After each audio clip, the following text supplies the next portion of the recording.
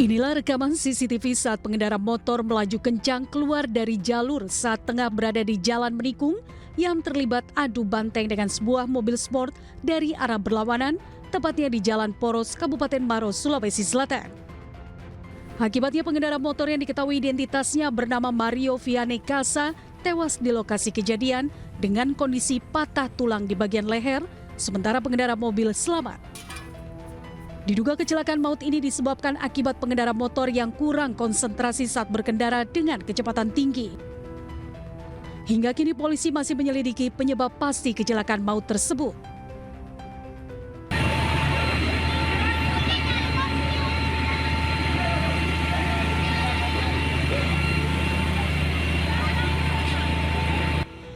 Asap hitam membumbung tinggi dari sebuah rumah mewah yang dijadikan gudang alat-alat sekolah di Jalan Aerobik, Kecamatan Ilir Barat 1, Palembang. Api yang diduga berasal dari korsleting listrik menjalar dari plafon lantai 2 rumah. Beruntung penghuni yang tidak bisa berjalan berhasil diselamatkan keluar rumah. Api dapat dipadamkan setelah warga dibantu petugas damkar berjibaku memadamkan api.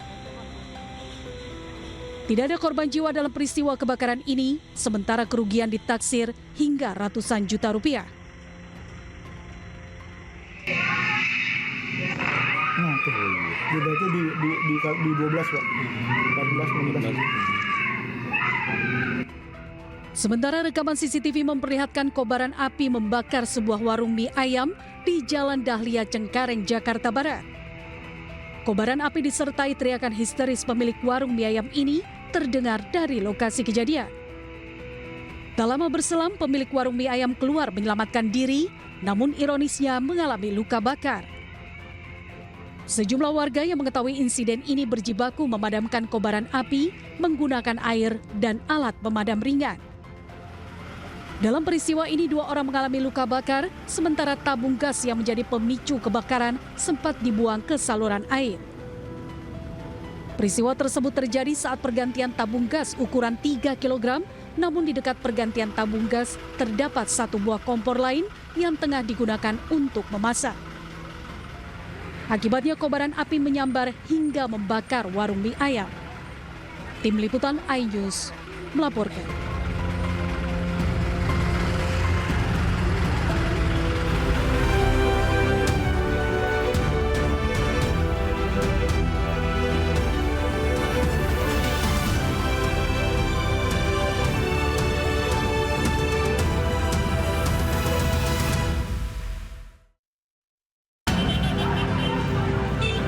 Polisi menangkap 19 orang dan mengejar 3 pelaku bersenjata dalam bentrok antar kelompok warga di kawasan Kemang, Jakarta.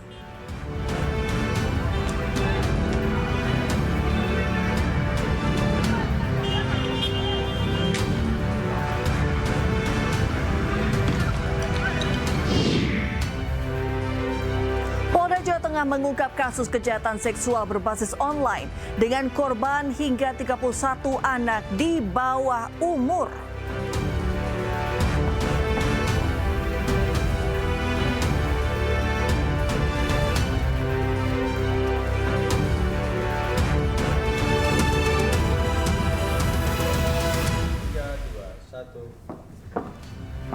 Selamat malam pemirsa, 2 kelompok pemuda bentrok di wilayah Kemang, Mampang, Jakarta Selatan diduga karena selisih paham terkait jasa penjagaan lahan. Bahkan salah satu kelompok membawa senapan. Bersama saya Reni Arumsari, inilah iNews Malam selengkapnya.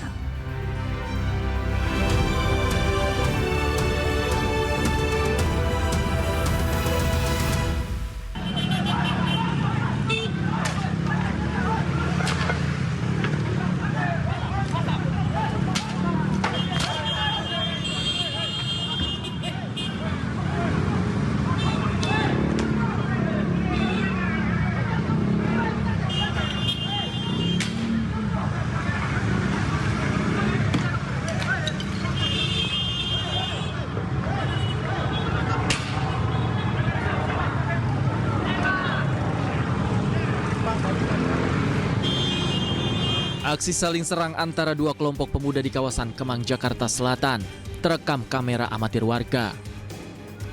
Bentrokan tersebut terjadi pada Rabu pagi, di mana aktivitas warga sedang ramai.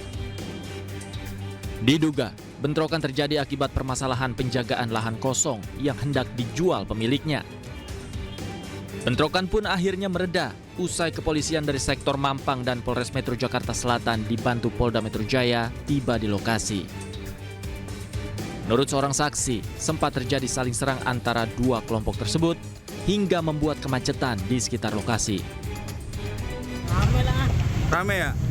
Berantem apa gimana bang abang lihat? Cuma saya ngeliat timpuk-timpukan aja situ. Timpuk-timpukan mereka? Oh, nggak tahu kasusnya apa ya? Nggak tahu. Itu kejadian sekitar jam berapa bang? Berapa tadi ya? Jam 8-an ya? Jam 9. Jam 9-an ya? Iya. Oh, lalu macet dong? Macet. Untuk mengantisipasi bentrok susulan, petugas kepolisian dan TNI masih berjaga di sekitar lokasi. Dari Jakarta, Helmi Sajangbati, iNews melaporkan. Ya, polisi telah menangkap 19 orang dalam peristiwa bentrok antar dua kelompok warga di kawasan Kemang, Jakarta Selatan. Polisi juga menyebut senjata yang digunakan oleh salah satu kelompok merupakan senapan angin.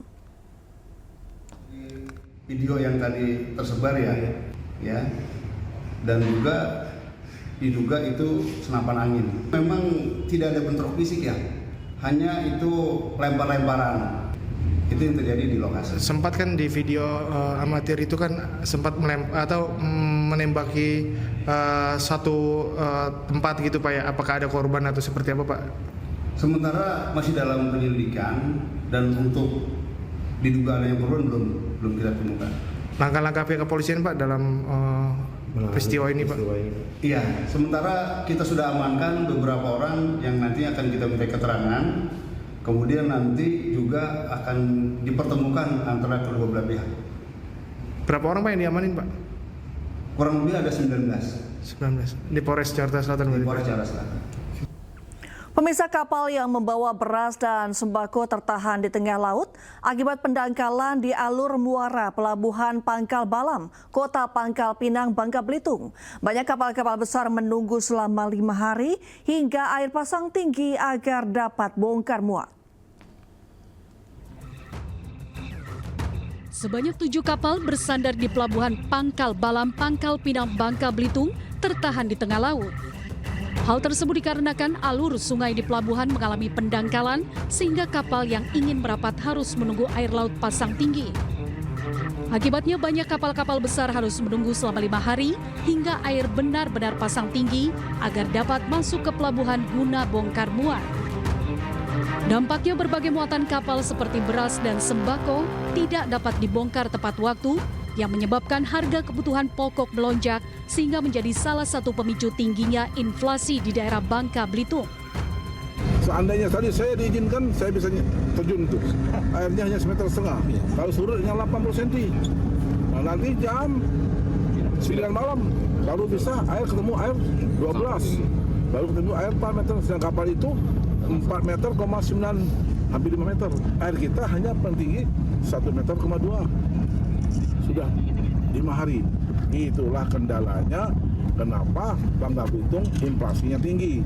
Harusnya bawang merah 6.000, misalnya ini bisa 9.000. Beras harusnya di bawah 10.000, bisa 14.000. Karena dibeban ke rakyat semua.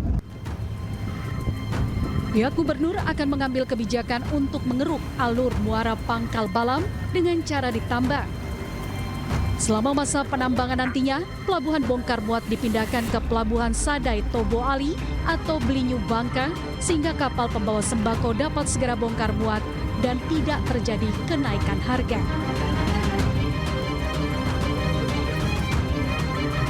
Dari Pangkal Pinang, Bangka Belitung, Haryanto, iNews melaporkan.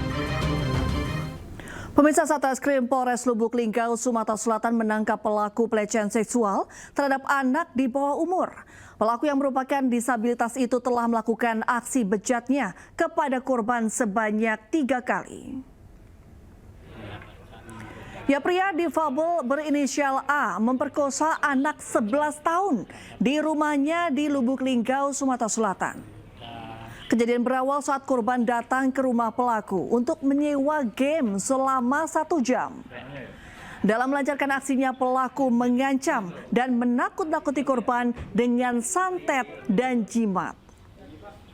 Dari hasil pemeriksaan, tersangka sudah 3 kali memperkosa korban, yakni pada Juni 2024, 2 kali, dan pada Februari 2025. Untuk korban KL, inisial KL berumur 11 tahun. Jadi untuk motif yang digunakan tipu daya yang digunakan oleh tersangka, kemudian pasal yang kita jerat itu pasal 81 ayat 2 Undang-Undang Perlindungan Anak, ancaman hukuman 15 tahun penjara seumur hidup. Sementara korban masih 1. Sampai sekarang belum ada laporan terkait korban-korban lainnya, tetapi sedang kita dalami. Ya, pemirsa, Polda Jawa Tengah mengungkap kasus kekerasan seksual berbasis online dengan korban hingga 31 anak di bawah umur. Diketahui tersangka merupakan pemuda asal Jepara, Jawa Tengah.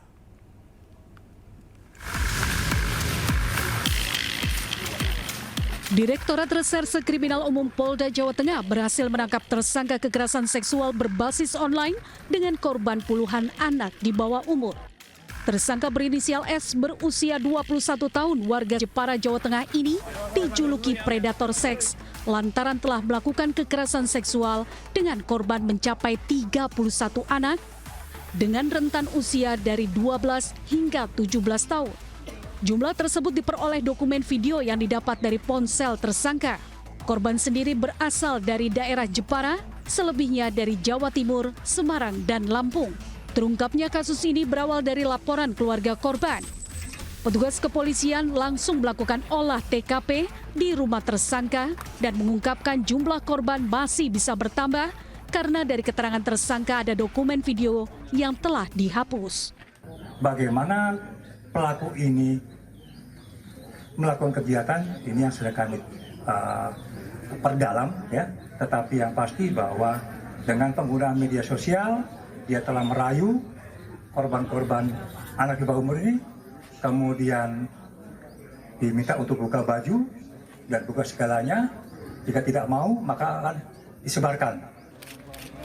Polda Jawa Tengah masih terus mendalami guna mengungkap motif tersangka, dan tersangka sendiri terjerat hukuman selama 12 tahun penjara. Dari Jepara, Jawa Tengah, Alip Sutarto, iNews melaporkan. Pemirsa, anak seorang kepala desa di Kabupaten Bogor, Jawa Barat ditangkap polisi diduga menganiaya seorang warga karena tak terima korban mengkritik orang tuanya. Lebaran sebelumnya, orang tua pelaku viral di media sosial karena aksi pungli minta THR sebesar 160 juta rupiah. Ya, samuku. Ya udah di bawah lu. Ya udah tuh, samuku tuh.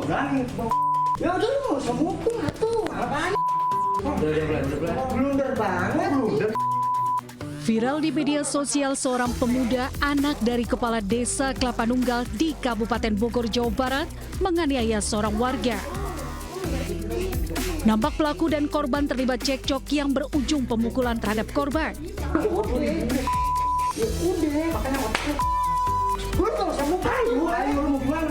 Korban yang mengalami luka memar pada bagian kepala akibat pukulan pelaku langsung melakukan visum dan melaporkan kasus dugaan penganiayaan ke kantor Polsek Kelapa Nunggal. Diduga penganiayaan terjadi karena pelaku tak terima korban mengkritik orang tuanya yang merupakan seorang kepala desa di media sosial. Pelaku pun langsung menghampiri rumah korban dan menganiayanya. Mengkritik soal sebenarnya bagaimana penggunaan dana di desa yang ditempati oleh pelapor sendiri. Karena ketidaksukaan itu 2 hari yang lalu, tepatnya di malam hari sekitar jam 10, itu datang ke rumahnya pelapor gitu kan, atau korban dalam hal ini. Lalu terjadi terjadi cekcok gitu kan, dan langsung mukul 2 kali, ada di pelipis dan juga ada tamparan di kanan atau kiri, saya lupa persis. Pihak Polsek Kelapa Nunggal telah menerima laporan pelapor berinisial M, dan perkaranya sampai saat ini masih kita dalami. Sebelumnya viral di media sosial kepala desa Kelapa Nunggal Kabupaten Bogor, Jawa Barat yang merupakan ayah dari pelaku meminta THR kepada seorang pengusaha. Dalam surat tersebut terdapat nominal beserta keterangan kepala desa untuk meminta THR. Kepala desa meminta 165 juta rupiah. Dari Kabupaten Bogor, Jawa Barat, Cahyat Supriyatna, iNews melaporkan.